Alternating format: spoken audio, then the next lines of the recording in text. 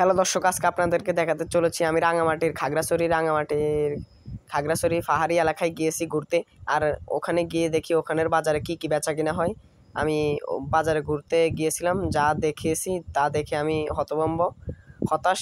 এখন আমি তা আপনাদের সাথে শেয়ার করবো। প্রথমে আমি দেখতে পাই বাঁশের গোয়া।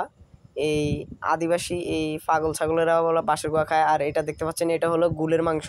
যে আমাদের দেশে গুল ফিডে মারে যে মুরগাচ্ছা আঁশের খায়ালা, ওই গুলের মাংস বেছে।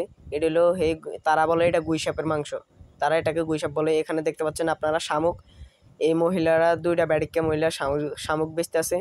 এগুলা এক সময় আমি দেখতাম, এখন না, এক সময় দেখতাম আমার দাদি নানিরা এগুলা হাঁসের চাউরে এগুলা ইট দিয়ে ভেঙে ভেঙে হাঁসের চাকে খাওয়াইতো ফেতি হাঁসের চাউরে। এখন দেখি এগুলা ওই হালার ফালারা খায়।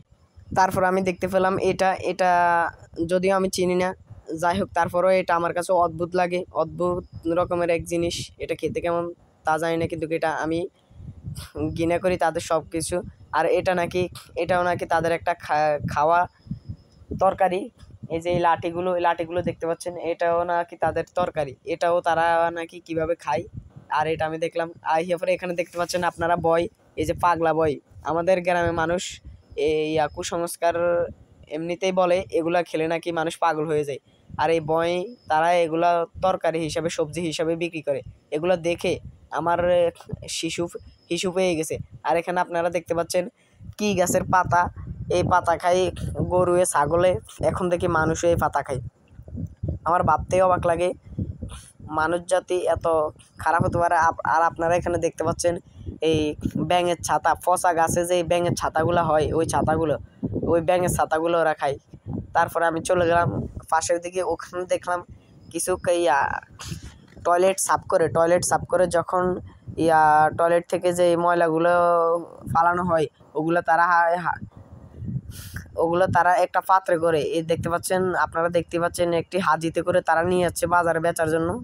আর এখানে আমি দেখতে পেলাম কাঁকড়া, যেগুলো গ্রাম্য ভাষায় বলে খন্দকে থাকে, ওই কাঁকড়াগুলো তারা কিনে খায়। এখানে দেখতে পাচ্ছেন কুচিলা, এই কুচিলা তো আমরা সবাই জানি, এই কুচিলা তারা খায়। আর এখানে হলো গিয়ে কলা গাছের থোর, এটা স্বাভাবিক, এটা বেশি কিছু না, এটা আমরাও খাই। কিন্তু এখানে আরেকটি দেখতে পেলাম আমি, এটা কি একটা মাছ যেন তারা শুকিয়ে শুটকি বানিয়ে হুড়ি বানিয়ে বিক্রি করতেছি। এটা আমি ধরে দেখলাম। তারপরে সামনের দিকে গেলাম, সামনের এগুলো কি মাছ আমি চিনি না। তারপরে আম দেখতে পেলাম, আমগুলো দেখতে ভালো, কিন্তু এগুলো প্রকৃতির জিনিস।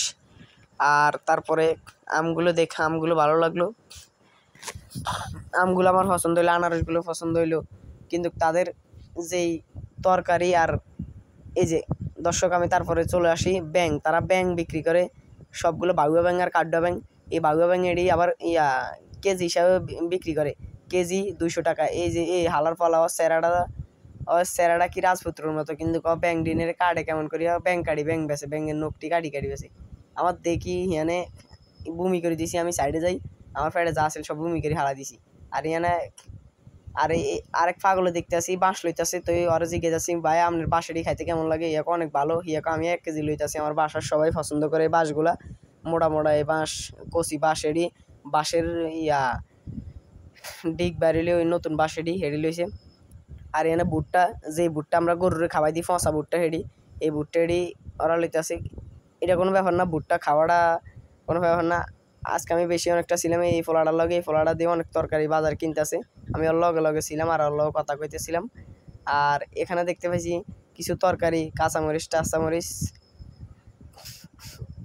এখানে অদ্ভুত রকমের কিছু আর দেখতে পাই না। আর এখানে দেখতে পেলাম এটা যদি আমি চিনি না, কিন্তু এটাও অচেনা, কিন্তু খারাপ লাগে। এটা আবার দেখেন আরেকজন মহিলা ফিটা বেচতেছে, কি সব আবুল তাবুল ফিডা বানিয়ে আনছে বাজারে বিক্রি করার জন্য।